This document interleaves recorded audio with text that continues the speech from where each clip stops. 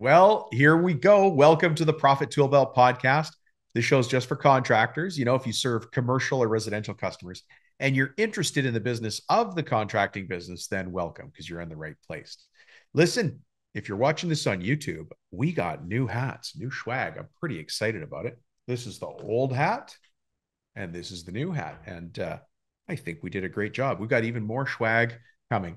Now, the swag's for our team. Nobody's ever asked if they could have or buy some of our swag, but I guess if you ask me, we'll find a way.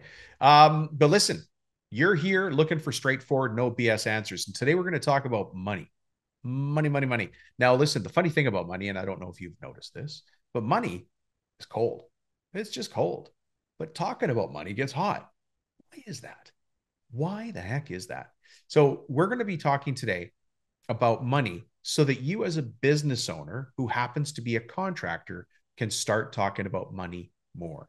Maybe you already listened to Dave Ramsey. Maybe you read Robert Kiyosaki. I'm not sure, but I want to add into that conversation so you start to increase sort of your money magnitude in your mind. And so today's guest is Leo Kanell.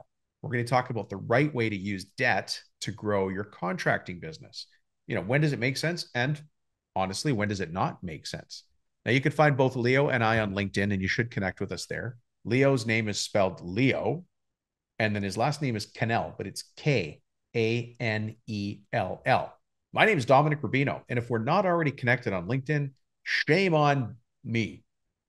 I should have been connected to you already. So yeah, go ahead and ping me there. Let's get connected on LinkedIn.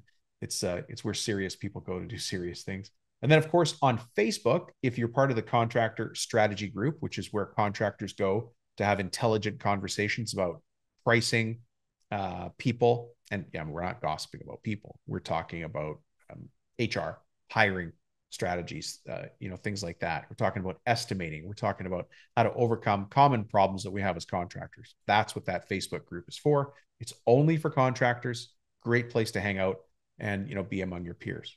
But back to Leo's episode, there's three reasons why this episode's important. First, money is a tool. That's all it is. Now, it's one way for us to keep score on things, right? But most people don't come to me or talk to us as business coaches because they want more money. What they want is what they can do with the money. And we get all sorts of stories from people, all sorts of reasons. Maybe you're like somebody we've had as a client in the past who needed more money as a tool so he could move his mom out of a shared room at an old age home into a quiet private room because she had raised him as a single mom. And he felt, quite rightly, that she deserved better. And she was in a room where another lady had dementia and was yelling and screaming all night. His mom couldn't sleep. So there, money is used as a tool to do what needs to be done, right? Money is also a tool, and Leo and I are going to talk about this today. If you want to start getting more clients, if you want to start marketing to the right clients for the right jobs for higher profit, you've got to go to other neighborhoods. Well, maybe you use money for marketing. Either way, money's a tool. The second thing is money can cause problems. So I want you to think about money in a different way. And that brings us to number three, which is talking about money makes you smarter about talking about money. Even though that sentence I used didn't sound like very good English. But talking about money, getting comfortable talking about money, that's a great way to start to use money wisely. Imagine for a second, if you never considered money or talked about money or thought about money, well, how good would you get at it? And here's a quick little test that we can all do together. Are you ready? How often do you talk about physics or nuclear physics or astrophysics? I never talk about it, and I'm not getting any better at it. See what I mean? So the more you talk about money, the better you get at it. The more I talked about physics or astrophysics, I'll bet you the better I'd get at it. Same with money. Listen, if you want to fire up different sides of your brain to get different results, maybe you should talk to us about business coaching. If you ever want to talk to us about one-on-one business coaching, shoot me a text. My cell phone number is 315-903-7853 and just say, Dom, let's talk. And then you know what we'll do? We'll talk. Anyways, this podcast is about the mindset of growth and success for you as a business owner. And so I always tell dad jokes. Why the heck do I tell dad jokes? And why dad jokes poorly delivered with poor timing? Because that's how I roll. But the reason for the jokes is scientifically backed. I want you to open your mind. I want to get you out of the day-to-day where you've got somebody at the door, you got to make a call to a client, there's a punch list that needs to be attended to, and the door handles that you ordered are wrong. All that stuff. I said the wrong thing to some of you, and now you're off on the door handle order. But you know what I mean?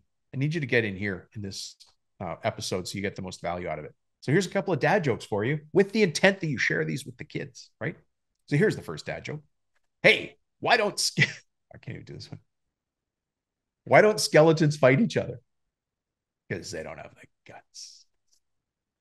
Why don't some couples go to the gym? You might ask. Because some relationships don't work out. Oh yeah. I'm going to mix education in with the jokes, guys. I could not help myself.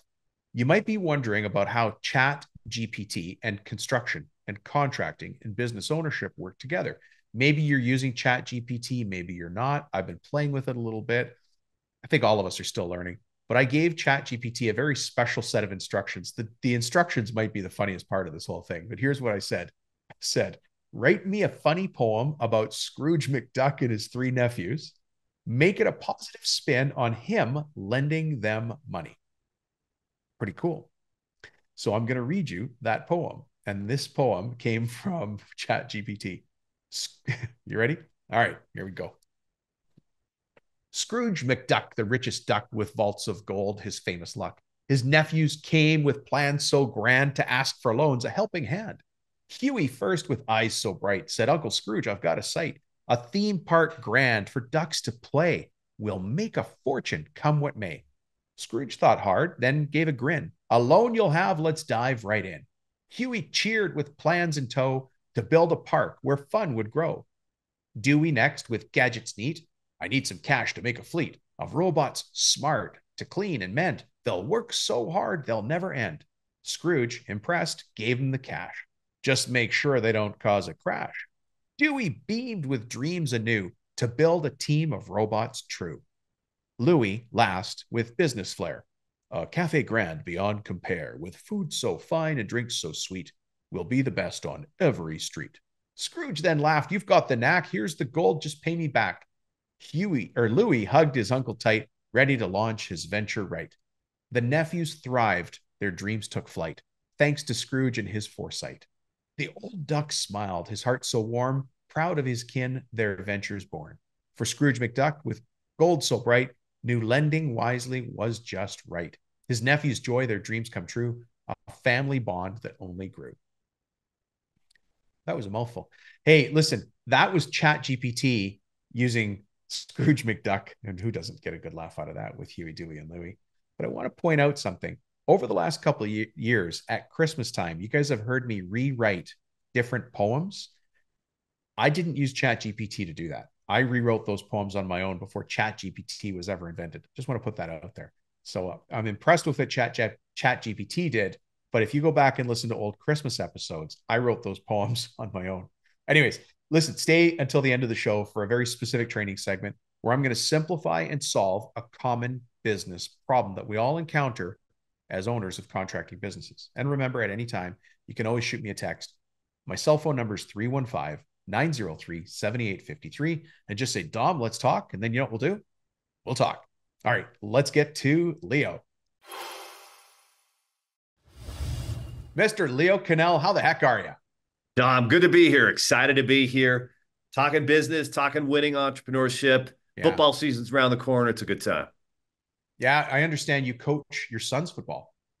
I do. I've had the chance to coach all of my sons in tackle football, and so yep, we've got son number 3, and then I got to get to number 4 here in a couple of years. Was number 3 goes to high school. Oh, so nice. Are you a special teams coach? What's your thing? Offense. I love offense, creating offensive plays and moving the ball up and down the field. Nice, fun, and exciting. But that's not why we're here today. You know what you and I are here to talk about is absolutely how to use debt intelligently as a business owner to grow the business. Sound good? Absolutely. Yeah. So here, why don't we give people some context? And everybody knows I'm going to ask this question anyway, so I might as well just get it out of the way. You ready? Hit me. Leo Kanell, who the heck are you? And how is it you come to be speaking to all these forward-facing contractors all over the world? It's a great question, Dom. So my background is I'm the oldest of 9 kids from a little town in Utah called Beaver. Went to Beaver High School, and interesting area. Played football there, and then came up to the University of Utah, studied Of finance, course. and I first got into entrepreneurship when I was in college. And some guy comes in, and he's like, "Hey, that piece of paper you're getting, it's not going to be very helpful without some experience." And so he had this little internship where you started a painting business door to door, did that. And all of a sudden, I learned about entrepreneurship. I'm like, I like this entrepreneurship. There's no ceiling to how much money you can make. It's very satisfying to do a great Yeah. job for your clients. And so then after college, I got into finance. I was doing residential, mortgages for a number of years, invested in real estate. The recession of 08, 09 hit. That was very painful for me. A lot of Yeah. important Yeah. lessons learned, values, principles, time to go reach out to mentors and learn. And so I've started doing commercial real estate financing. And then I started to realize that these business owners, and by the way, they call a small business owner someone with less than $30 million a year in sales, I less know. Isn't that than, I think crazy? it's four Yeah. or 500 employees. It's still a pretty decent sized business owner. And so, of Yeah. those 30 million businesses, they're largely, some of them do well in terms of financing, but a lot of them don't get a lot of good options. No one educates you about, when does it make sense? When does it not? And so, for the last 12 years, I've been focused in financing for businesses, build a marketplace of options. We've served tens of Right. thousands of business owners. And so that's what we do, and that's who I am. I'm all about I'm an entrepreneur, father of 5, husband, love sports, love travel, I can love tell you love family. sports. Yeah. And so Yeah. that's who I am. That's a good intro. I like what you said there, though. When does it make sense to use debt and when does it not make sense to use debt? Because I'll be the first to admit, I don't like debt. It gives me that feeling in my stomach that I don't like. And at the same time, when I understand what I'm trying to accomplish, like in real estate, I know that I need a mortgage to buy the real estate, especially where I live. So I'm happy to take on the debt when I know that, there's an upside, that I see the ROI. And let's jump into your area of expertise. How, and use those two questions. When does it make sense to use debt to grow your company? It's a great question. And the true answer, the real answer is it doesn't always make sense. And if it doesn't make Mm-hmm. sense, then you need to stay away from debt until it does make sense. And so the two things that I talk about, I wrote a book. There's not a lot of books about business finance and funding and what does it take, when does it make sense? And two things that have struck me over the last 20 years as an entrepreneur is number one, you must have a proof of concept with what the money's going to go towards. If you're Mm-hmm. taking out a loan or a line of credit and you're throwing it into some brand new marketing campaign or something that you've really never done before and you don't really know how it's going to turn out, that's probably not something you want to be doing. You want to always start out small, prove that what you want to do works. And then when you have that proof of concept, now it makes sense to scale it up. And a lot of the times, the only way to do that Mm. is to take out financing. And so, for example, when Sam Walton, the founder of Walmart, was growing Walmart, and it took him a couple decades before he finally had an IPO and had enough money to grow how he wanted. He had to finance to the hilt, he said, in order to build and grow Walmart. No one would give him any money. And so, but before he did that, he had already spent a good 15 years in the retail space running his own small discount stores. He had proof of concept. He Right. knew his systems worked. So when he went out and got a bunch of financing, got that home equity line of credit, and put it into his first Walmart store, the Is odds that of him is that what he succeeding were did? extreme. That is what he did. The Yeah. odds of him succeeding were extremely high. And then once he proved that one out, then he got financing for the next one and the Right. next one. And he was able to do that because he had the proof of concept and he knew it was going to work. The other reason why it worked is because he understood this concept we called ROL. We all know ROI, Yeah. return on investment. I invest money. I want to get a good return on the money above and beyond the principal that I put into it. And the loan or line of credit's the same thing. I should have a pretty good idea if I'm going to take out a $500,000 mortgage on Mm-hmm. what looks to be an Airbnb property in Orlando, Florida, I should have a really good idea of what my average daily night rate is going to be, how much money am I going to make on that investment if I'm a contractor, if I'm in the construction space, right? And I know what my job costs are. I know how profitable it can be. And if I invest in that piece of equipment with a small down payment, understanding what the monthly payment is, and it can increase my cash flow, then that return on loan or return on Yeah. line of credit makes sense. And so those are the two things. I've got to have proof of concept, number one, and then I've got to know my numbers that I'm going to get a Know return my above and numbers. beyond. Yeah. And so many of us, knowing my numbers is hard. It's hard. And I'll tell you, Yeah. I don't know how often you run across this, but I'll say it like it's a secret, but it's not. Guys like toys. Yes, I we do. need that. I need the skid steer. And if I get the skid steer, I need the trailer. And I can't tow the trailer and the skid steer with this little F-150. So you see Might how have to things start to upgrade. stack up. And I see it happening too, where some decisions have been made really from a good place, but then people can get in trouble, right? Wants create needs, and wants should not come before needs. 100%. Yeah. So, I mean, let's use the other side of your question then. When should I not use debt? And it's sometimes how you do use it. And so, for example, a lot of the times I'll get questions, Leo, should I look at a loan or a line of credit?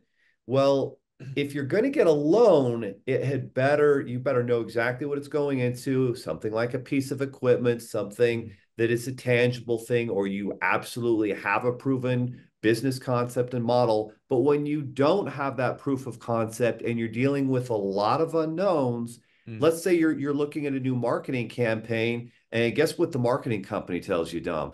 Oh, Dom, let's go ahead and run $100,000 campaign. This is going Knock to it out do of the park. really well for Yeah. you. No, let's start out with $5,000. Let's prove that we can actually generate leads and sales at a cost-effective margin and cost to acquire that client. And then we can increase. And so that's why I like lines of credit.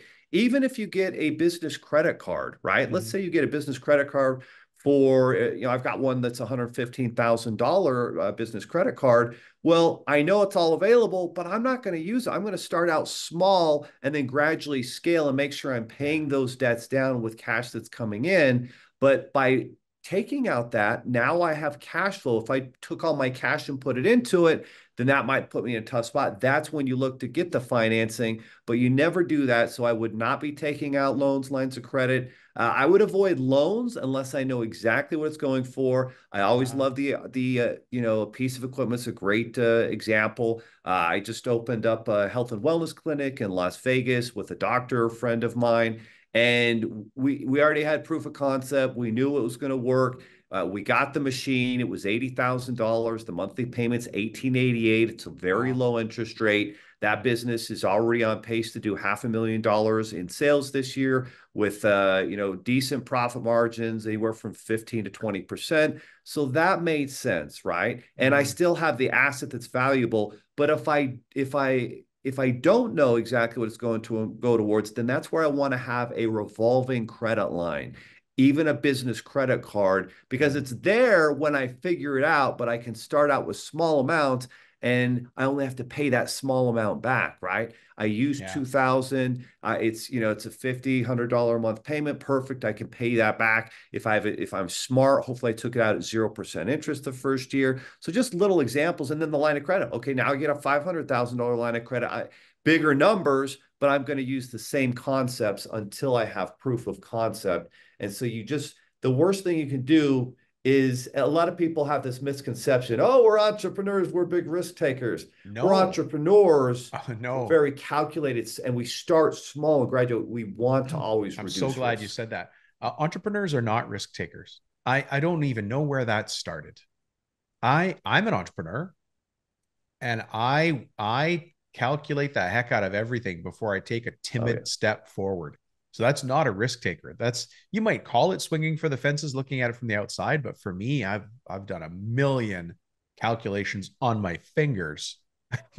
Like I'm not talking about It's really, I've got to know it's going to work or have an understanding that the value of the outcome is going to be so big. I have to make it work.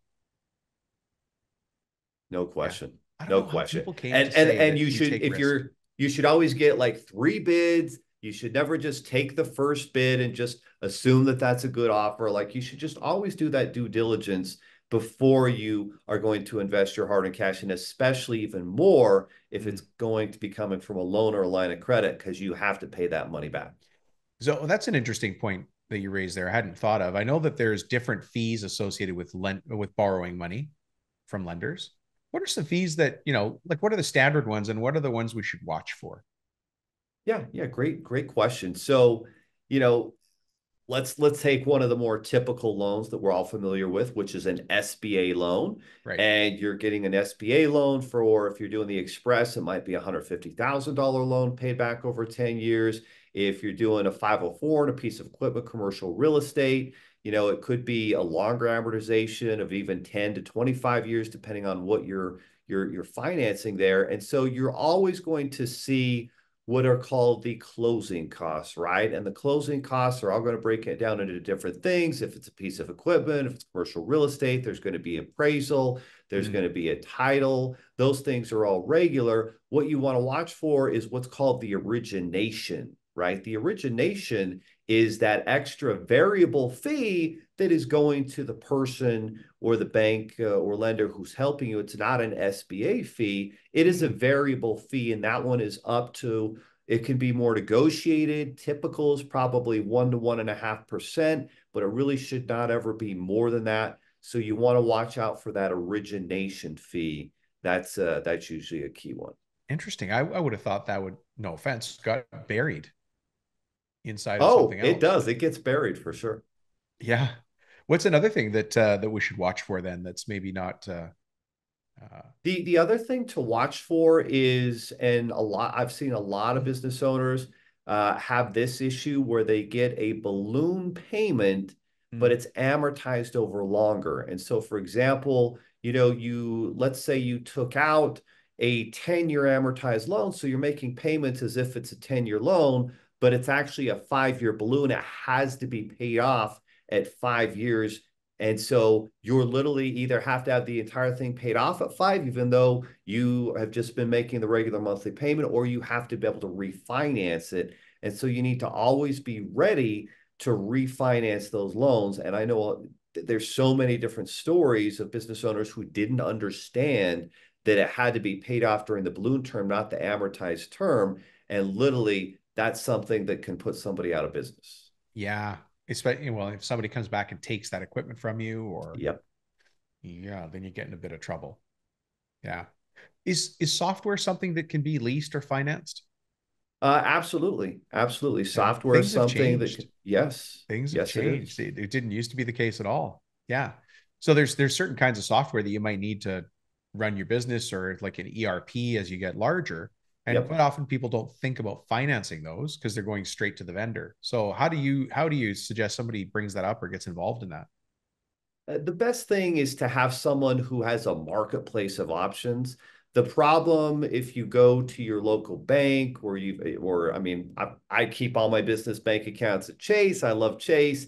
But if I need to finance equipment or software or something like that, I'm not going to go to Chase because that's not what they're good at. They only have just a very small selection of financing products. And so you want to work with someone who literally has a marketplace of options to where you can feel pretty confident that, hey, they've got the best solution, they have the experience, and they're going to, and what's important also is they're going to present all of the options transparently to you. If you work with someone who's one of those merchant cash advance brokers, those Mm, guys are very good at offering like a 12 to 18 month very expensive loan for every business finance solution. And that really should be this should be the last option that you're looking at. And only if you're just in a very tough situation and your credit isn't in a good mm, spot, you really want to avoid that. And the problem with a lot of those brokers is they're just going to present the option that pays them the biggest commission. But if you can work with someone who has a marketplace of all the options and can present, hey, here's the best 4 or 5 options, out there in the country. Yeah. And here's loans, here's lines of credit, here's the equipment if we're doing a lease or something on a piece of equipment, or even something like software, or an airplane, whatever it is that your business Well, I needs. bet you see And some. I'll bet you see some crazy items getting financed.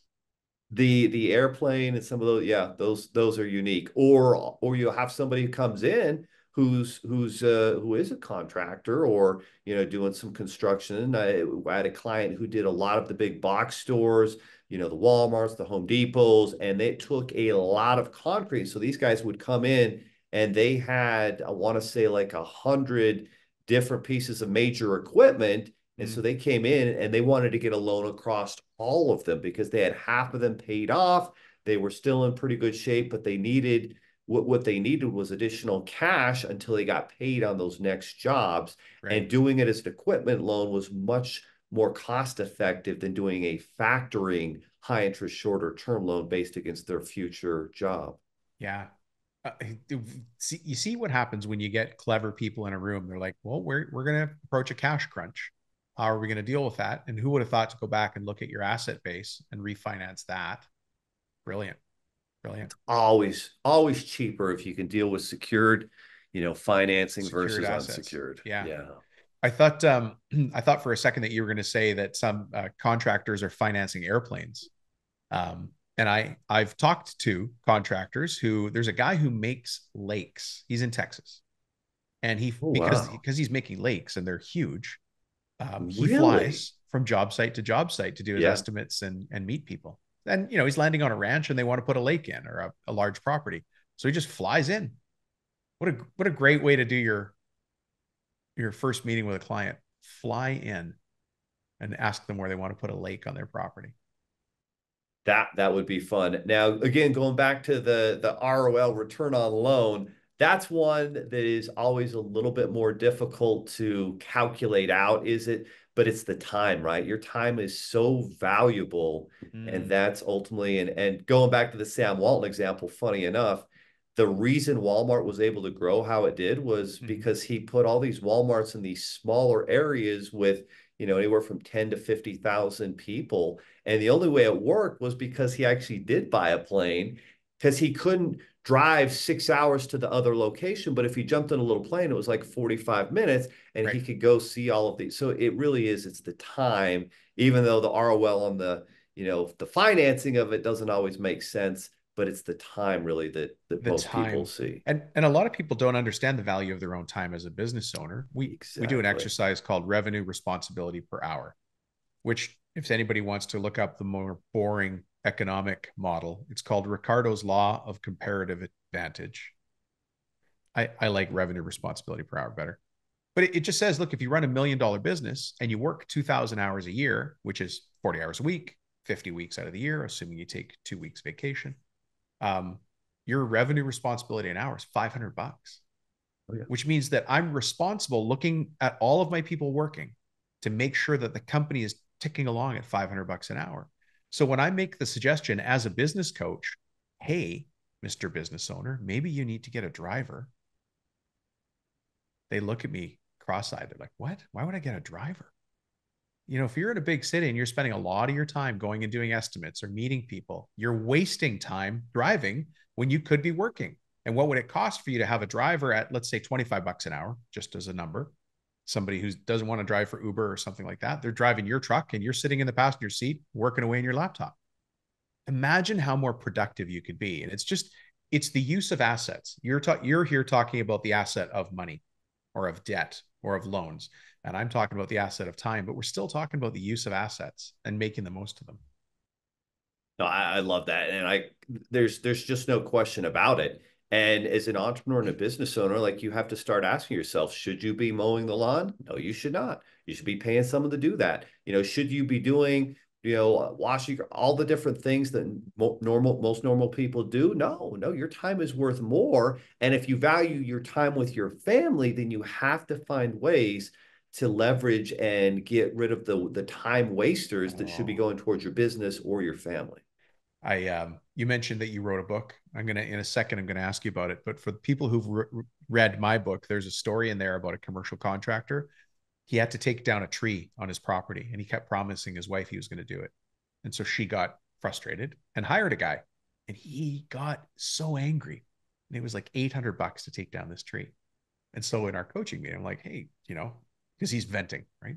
I'm like, well, what did you do instead with the time? He's like, well, we closed this deal and we did this thing, regular business. I'm like, well, look at the money you made instead of being home on a ladder with your own chainsaw, taking down a tree, probably dropping it on your neighbor's yard, spending a day, wrecking your back. You don't do that anymore, except that he had started on the tools. He was the son-in-law of the owner, and he'd worked his way up in the company, and he was a tools guy. So he kept thinking about himself as a tools guy, not an I'll say an office guy for our conversation. So I'm so glad you said cutting a tree. Um, what was the book you wrote? You mentioned it earlier. What's the name? It's the business funding formula. It's the formula that entrepreneurs have used throughout history to be able to take their businesses to the next level. And it is a formula that worked 50 years ago, and it works the same way today. And is it an Amazon book, or where do you find it? Yeah, yep, it's an Amazon book. Okay. One of the cool stories I like in that book is the story of Phil Knight, the founder of Nike. And so Phil bootstrapped the heck out of Nike for several years. And again, he, just like Sam Walton, he was decades before he got an IPO, and the business had infinite amounts of capital. And so what he did was, one of the podcasts I follow, the guy's always saying relationships run the world, and they Mm, certainly do when it comes to business finance. And so those relationships show up in a few different areas. They show up in your personal credit score. They show up in your business's credit score. Not every business owner is aware. I mean, you go open up that vendor trade line. If it reports to Dun& Bradstreet Business Experience, you start building that business credit. So that's that reputation. And then it's the relationships, building those relationships with lenders, with mm, banking partners. And so what Phil Knight would do is he built relationships with banks in Oregon, where he was headquartered. Then, when he had kind of maxed out there, he went and built some more in California, opening up bank accounts and credit cards and building those relationships. And then he did it in the Midwest. And so, by building those relationships, that opens up so many different doors.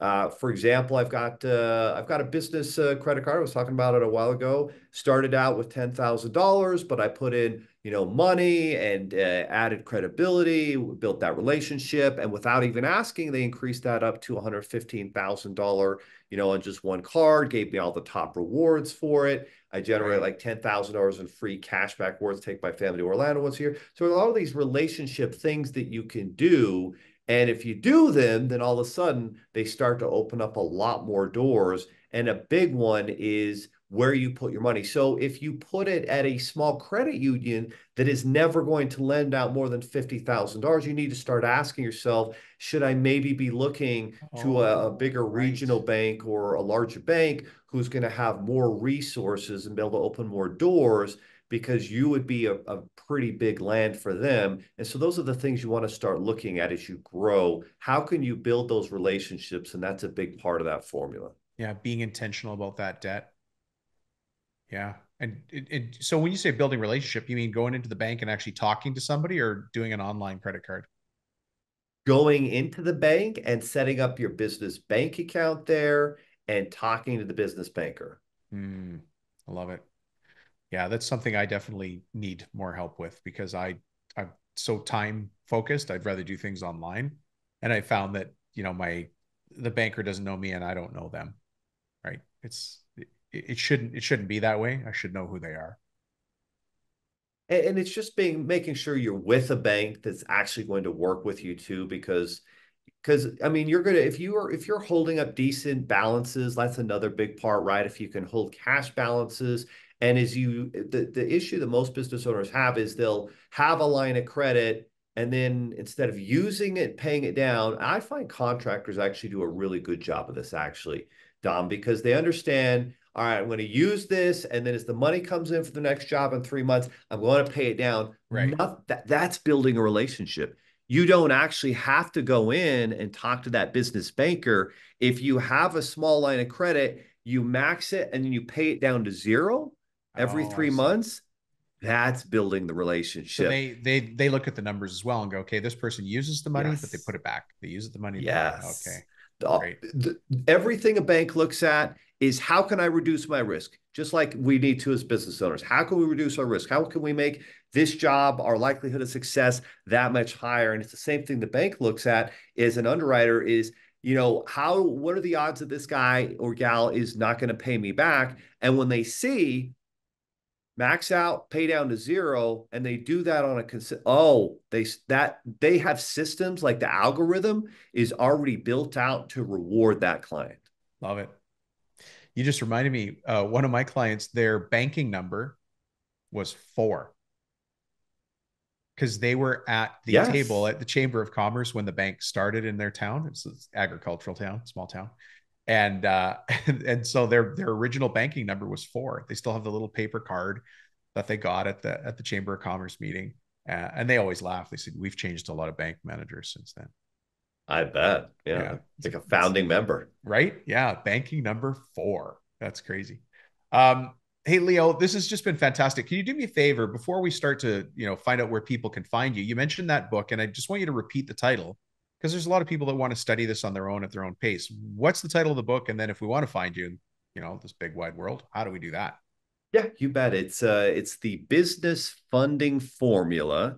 Hmm. And the business funding formula is available on Amazon, Google Books, Goodreads, so all of the online booking stores. But yeah, usually Amazon is the first that will pull it up there. The business funding formula, and then other spots. I'm very active on LinkedIn. Post a lot of free content, everything about entrepreneurship and just learning from some of my mentors and greats out there, the Patrick Bet Davids of the world, and so forth. So if you follow me, Leo Kanell, Kanell on LinkedIn, that's a great resource right there. And then also at sevenfigures.com, just the digit seven figures.com.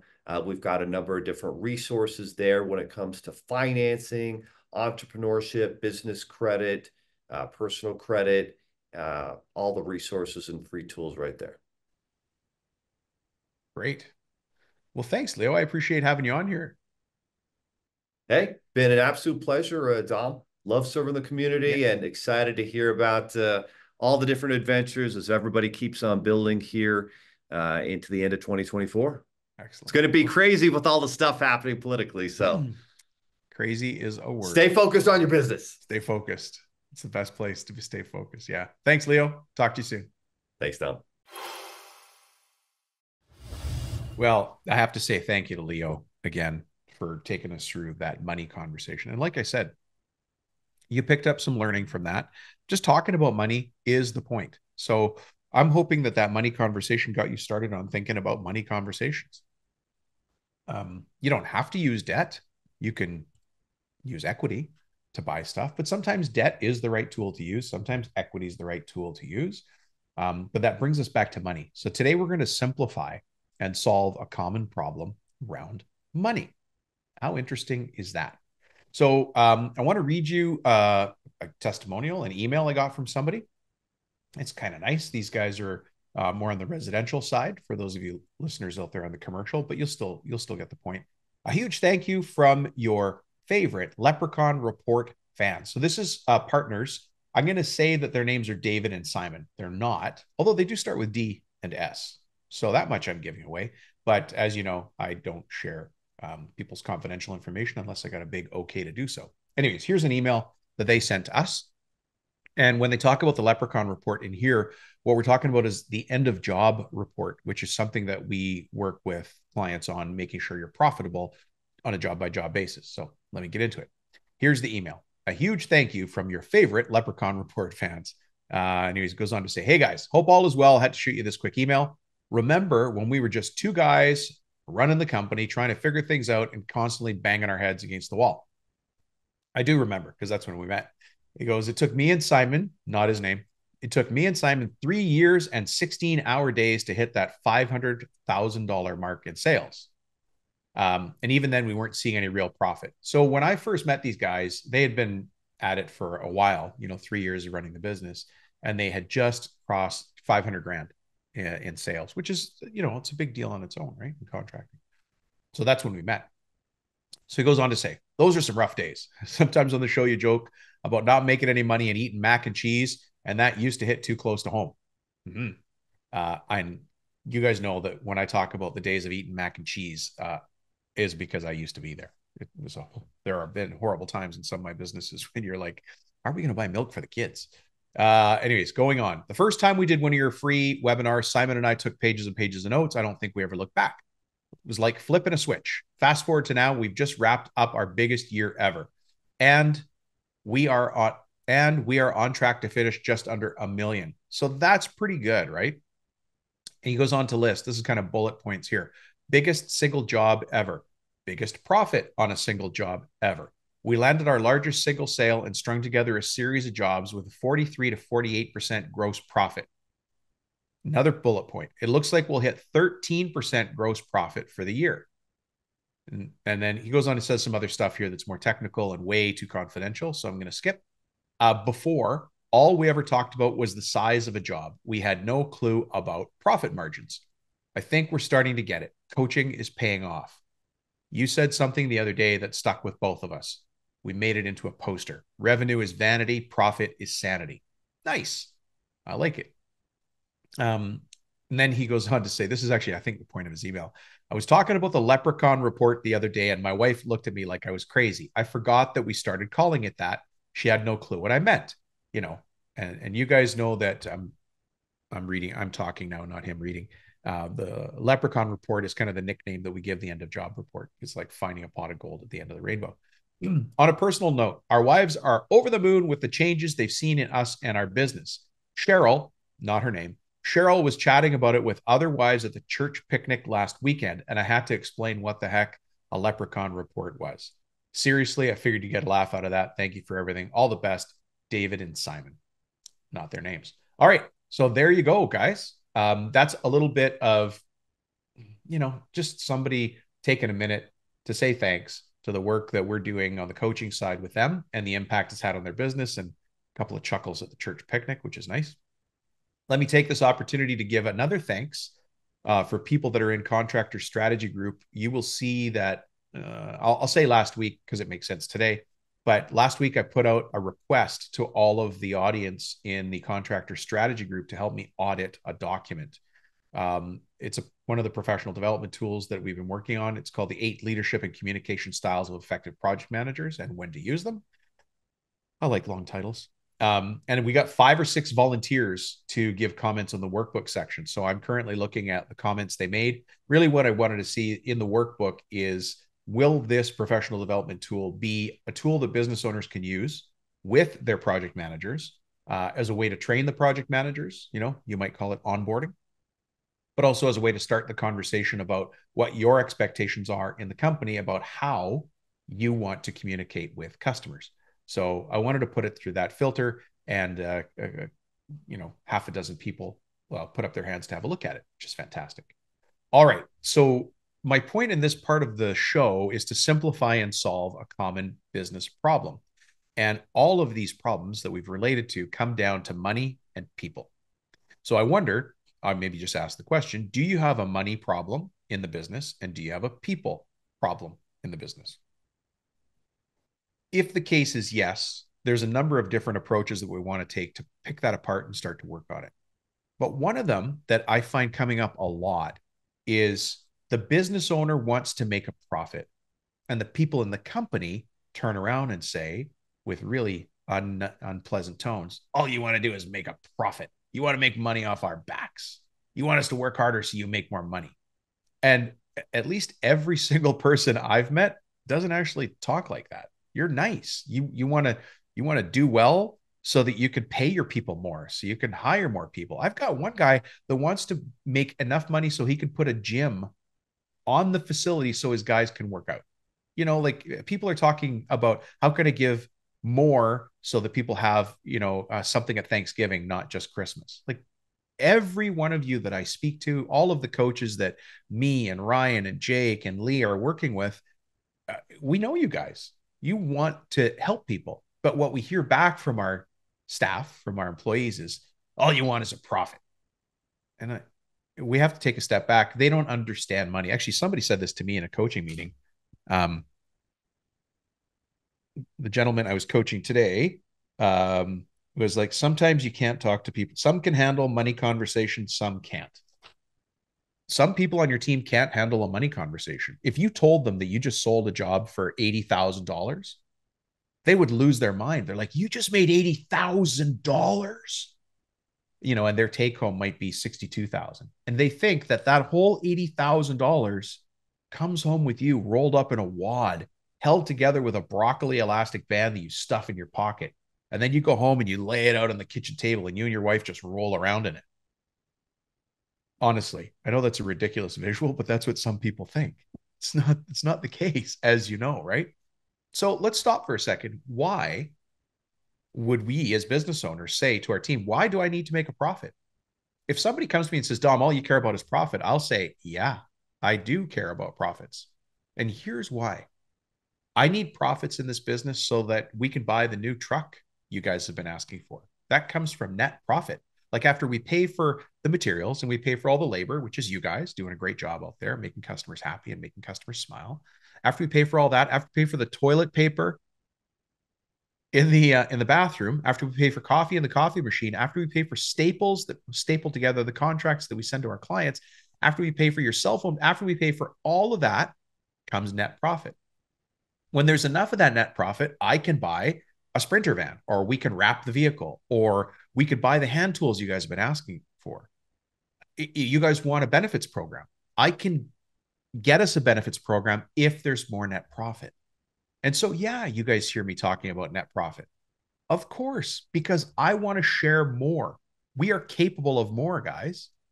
And so when I have that conversation with just as much passion as I did, because that's exactly what I believe, people start to understand, oh, hold on a second, there's costs.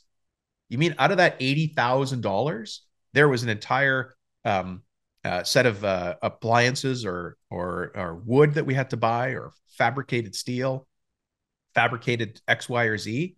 Yeah, well, that costs money. So out of that 80,000, there's probably 40 grand in materials, right? And then there's 20 grand in labor. And then there's something else, something else, something else. The net profit, when I'm going to buy the new truck for you guys, the better tools, hire more people, that comes out of net profit, which is the money left over. So have that conversation with your people. Now, today I had Leo on here to start us on the conversation of the money conversation, right? My job sometimes is just to get you thinking down a certain path. We have a webinar coming up. It's a professional development masterclass, right? We do our trainings have now taken an angle where they're professional development, because we want you to start to view this kind of as an education on top of everything that you're doing, right? Because contractors often get looked at as if they're not applying professional development tools to their growth, and you should be, and we can provide that. So that's the way now that our training has been formulated. It's a professional development format. And the next one that we're doing is on time, team, and money for contractors. I'd love to have you on there to keep the money conversation going. We actually cover 3 topics in it: time, team, and money. And you can see that today, the common business problem that we solved was around people or team and money. So these kinds of conversations, once you're in that conversation, it's just more natural for you to take that conversation forward. That's what we want to do here, all of us. So if you want to join us for that, love to have you. You have to get on the wait list first, because we put together a wait list and then we announce the class when the class is going to happen. So to get on the wait list, very simple. Got to keep things simple. The simple way to do it is you send me a text, and the cell phone number is 315-903-7853, and just say waitlist. And then I'll know, hey, this guy wants to go on the wait list. And then we'll put you on the wait list. And then when we decide to run the next masterclass, professional development class, we will invite you to it. And hopefully that works on your calendar. So there you go. Very simple. So all of that, from gentlemen talking about the leprechaun report, which is the end of job report, used as a specific tool to make sure that you understand the profitability on a job by job basis. Then we take that forward and we say, what about that conversation we need to have with our people who are fighting us maybe on time tracking, fighting us on product wastage, fighting us on showing up to work on time, fighting us on getting things done without doing punch lists, because they don't understand why you need to make a profit all the time, which sounds ridiculous to us, but we have to think about their perspective, right? Well, the reason I need to make a profit is because that profit pays for other things that you want. And so on we go. So that's really what the training is going to be about. Although I'd have to say it's a bit better formulated than me in the outro here today. Anyways, I hope you have enjoyed it. As you guys know, this podcast is just waiting for you and I to have a cup of coffee or a glass of wine across the table from each other one day. And I can't wait for that to happen. Until then, we'll see you on the next episode. Bye bye.